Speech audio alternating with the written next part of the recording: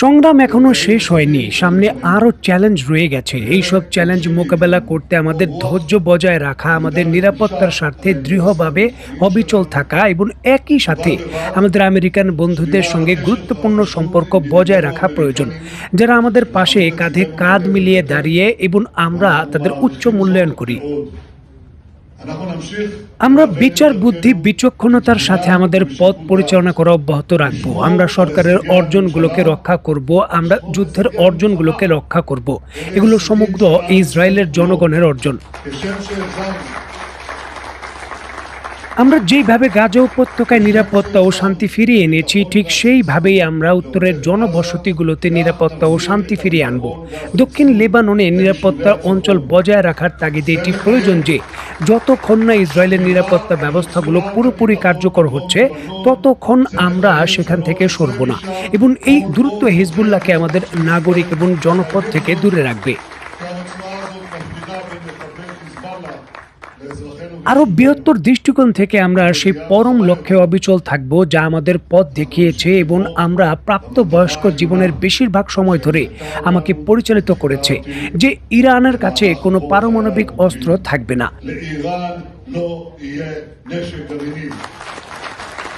আর যাদের এখনো ইসরায়েলের সংকল্প নিয়ে সন্দেহ রয়েছে, তাদের উদ্দেশ্যে বলছি, তা কখনোই ঘটবে না।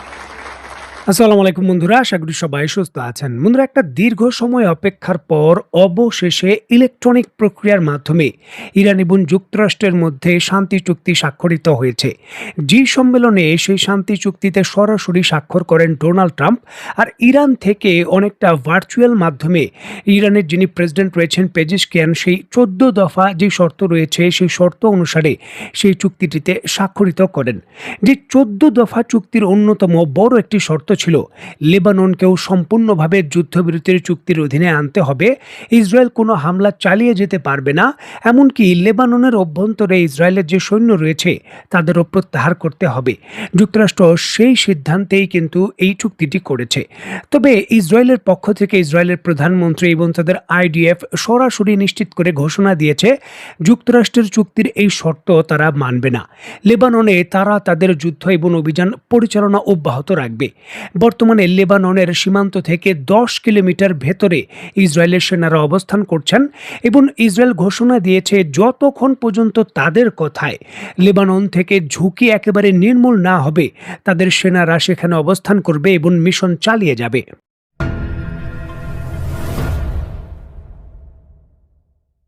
স্ক্রিনে বর্তমানে আপনারা যে দৃশ্যটি দেখছেন, সেটি লেবানন থেকে চিত্রায়িত এবং সোশ্যাল মিডিয়ায় প্রকাশিত হয়েছে। যুদ্ধবিরতির যে চুক্তি রয়েছে তার শর্ত অনেকটা লঙ্ঘন করে ইসরায়েল নতুন করে লেবাননের বিভিন্ন অঞ্চলে শক্তিশালী বিমান হামলা করেছে, এবং পূর্বের হামলা থেকেও এই হামলার শক্তির পরিধি অনেকটা বেশি।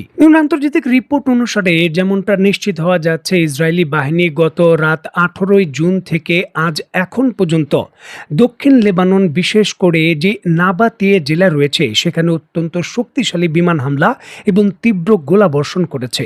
ক্ষয়ক্ষতির বিষয়ে আন্তর্জাতিক বিভিন্ন সংবাদ মাধ্যম রিপোর্টে বলছে, ইসরায়েলি বিমান হামলায় অন্তত 16 জন বেসামরিক নাগরিক নিহত হয়েছেন, বেশ কয়েকজন আহত হয়েছেন, এবং অনেকেই এখনো ধ্বংসস্তূপের নিচে রয়েছেন এমনটা বলা হচ্ছে।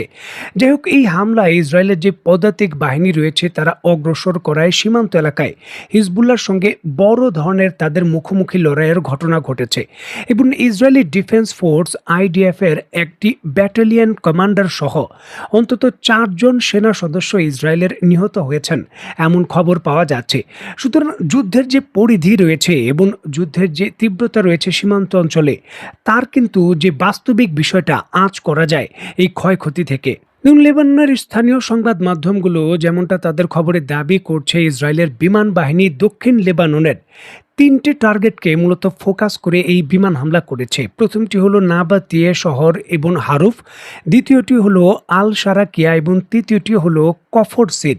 এই 3টি স্থানকে লক্ষ্য করে শক্তিশালী বিমান হামলা চালিয়েছে। ইসরায়েলের দাবি অনুসারে এই 3টি অঞ্চলের ভেতরে হিজবুল্লাহ তাদের গোপন ঘাঁটি গেড়ে সেখান থেকে বিভিন্ন ধরনের মিশন পরিচালনা করে বা হামলা করে, এবং সেই অঞ্চলগুলো থেকে হিজবুল্লাহকে নিবৃত্ত করা বা তাদের সরাসরি অনেকটা দুর্বল করে দেওয়ার জন্যই এই হামলা, যেটি বর্তমানে ইরান এবং যুক্তরাষ্ট্রের মধ্যে যে চুক্তি হয়েছে, যুদ্ধের ফ্রন্ট শুধুমাত্র ইরান নয়, সকল ফ্রন্টকে যুক্ত করতে হবে, লেবাননও রয়েছে, তার সরাসরি লঙ্ঘন হিসাবে দেখা হচ্ছে। এবং এই যুদ্ধবিরতির চুক্তির কার্যকরের অন্যতম বড় ঝুঁকিপূর্ণ প্রক্রিয়া হচ্ছে ইসরায়েলের নতুন করে লেবাননে এই হামলা।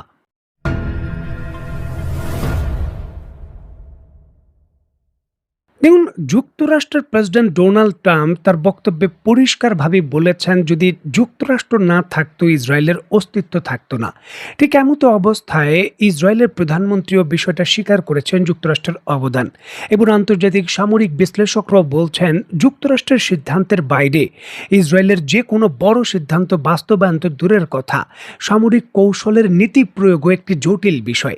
সেই জায়গায় 14 দফার চুক্তিতে যুক্তরাষ্ট্র ইরানের সঙ্গে যুদ্ধবিরতির চুক্তি করল, আর যুক্তরাষ্ট্রের এই বারণ মানা করে সেই যুদ্ধবিরতির চুক্তি মানছে না ইসরায়েল, লেবাননে হামলা অব্যাহত রেখেছে। সেটি সরাসরি যুক্তরাষ্ট্রের গোপন সবুজ সংকেত ছাড়াই হয়েছে, এমনটা মানতে নারাজ সামরিক বিশেষজ্ঞরা অনেকটাই বলছেন যে যুক্তরাষ্ট্র তাদের ব্যয়বহুল এবং মধ্যপ্রাচ্যের মিত্রদের স্বার্থ রক্ষা করার জন্য নিজেরা ফ্রন্ট লাইন থেকে যুদ্ধ থেকে সরে এসেছে। তবে গোপনে ইসরায়েলকে যুদ্ধক্ষেত্রে রেখে দেওয়া বা ইসরায়েলের হয়ে গোপনে যুদ্ধ করার যে নীতি রয়েছে, সেটা যুক্তরাষ্ট্র হয়তো ছাড়বে না। দেখুন, ইসরায়েল এবং ইরানের মধ্যে যুদ্ধ চলমান থাকতে পারে। দেখুন, এর প্রবল শঙ্কা রয়েছে, এমনটাই দাবি করছেন সামরিক বিশেষজ্ঞরা, কারণ ইসরায়েলের এই সামরিক হামলার পরপরই, লেবাননে নতুন করে এই বড় হামলার পরপরই যুক্তরাষ্ট্র আনুষ্ঠানিকভাবে এখন পর্যন্ত কোনো বড় প্রতিক্রিয়া দেখায়নি। চুক্তির শর্ত অনুযায়ী যুক্তরাষ্ট্র অনেকটা বাধ্য থাকবে ইসরায়েলকে যে কোনো ধরনের নতুন হামলা থেকে প্রতিহত করতে বা বিরত রাখতে।